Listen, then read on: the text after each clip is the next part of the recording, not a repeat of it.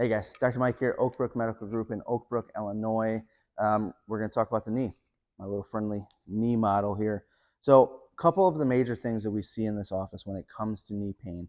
And again, there's lots of services we do for these conditions, but I want to go over the top 3 exercises that if you're dealing with these problems, I want you to start doing at home and then call us so we can make sure you're doing them correctly, okay?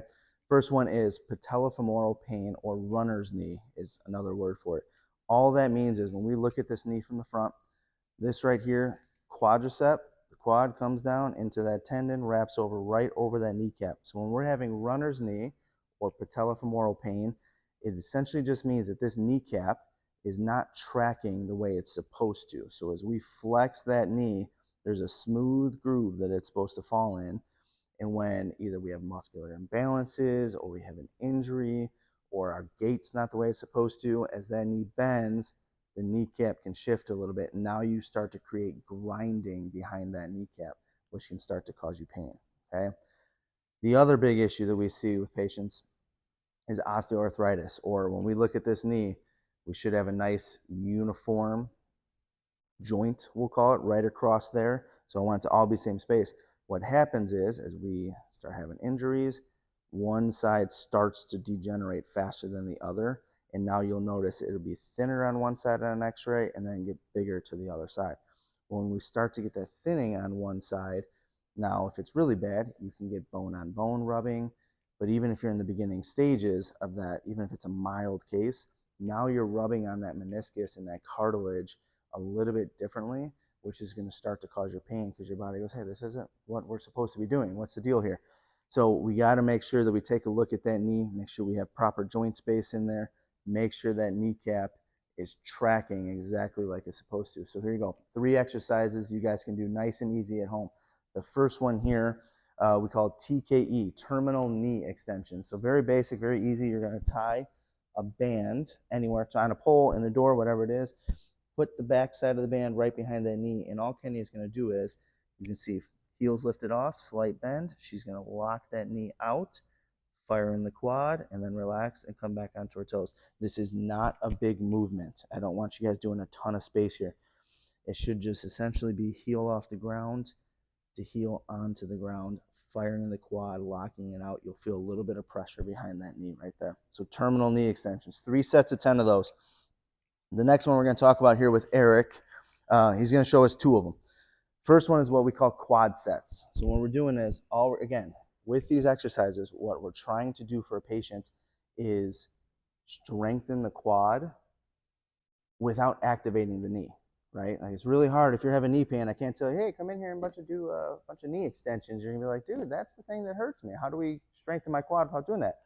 Quad set is one of them. So quad sets, all he's going to do, Eric's going to think about firing his quad, locking out his leg, and he's going to flex the quadricep right there. He's going to hold it. 1, 2, 3. Now relax. Good. And then repeat. Very simple exercise, right? You can do this anywhere. You can do this while you're sitting in the, well, don't do it while you're sitting in the car. Focus on driving. Almost got myself there. But if you're on a plane ride, something like that, just think about squeezing, firing that quad, getting things to reset. Now, when those start to get easy, the next thing we're going to do is called a straight leg raise.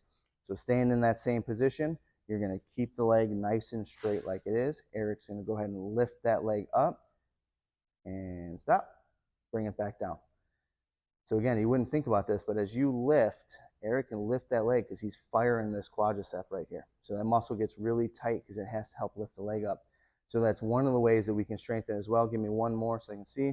I don't want you going super high. He's at about not even a 45-degree angle there, and relax. So these are 3 exercises. Break it down, keep it nice and easy. Those terminal knee extensions, firing, start with those quad sets, really squeezing that quad to make sure that we can get that muscle firing appropriately, and then go into these straight leg raises. It's going to add a little bit more difficulty, but it's going to get good strengthening in that quadricep. So one of the last things we do in our office here, we talk with patients about, remember I showed you that knee? We talked about that joint spacing, and one side really starts to wear down over the other one. So one of the things we offer in the clinic here is what's called an offloading knee brace. So these things are great. Genesis proudly wearing it, showing it off for us right here.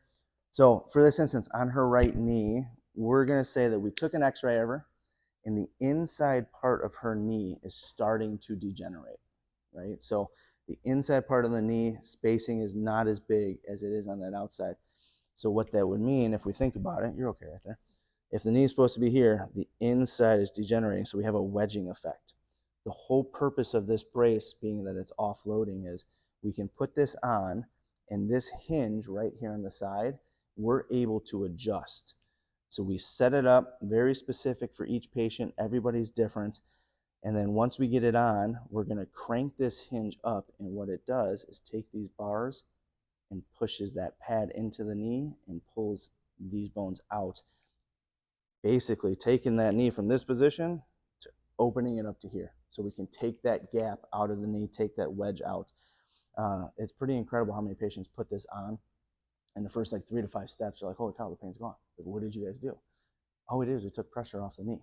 So this is one of those things that when we're dealing with knee pain and that osteoarthritis we talked about, patient's going to put this on. We're going to now open up that gapping and then have them do their rehab exercises with the knee, the brace on rather, just because now we're actually strengthening that knee in the proper position to make sure that when they're done here with care, they can make this last and it's not something that's going to become a repeat offense for them. So lots of different things you can have with knee pain. Those are just two of the ones that we probably see the most here in this office.